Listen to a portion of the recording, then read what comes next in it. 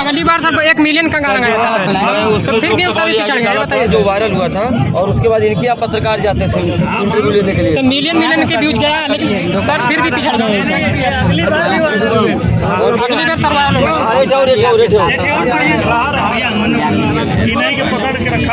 पकड़ा पहले इनके पहले चलो इधर देखिए ना एकदम ये बस सब शांत है। बोला था अरे सुना चाचा चाची ना, अरे भूला हवे के बा निरहुआ भैया के जीता हवे के बा, कि जिला आजमगढ़ में लाहवे के बा दिनेश लाल यादव के जीता हवे के बा, जिला आजमगढ़ में लाहवे के बा।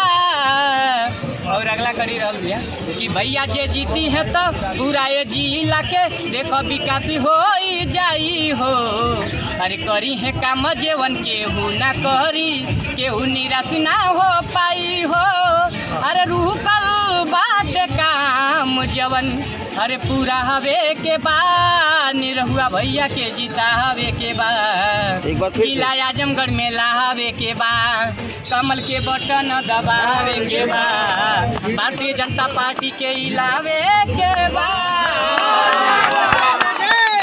400 पार।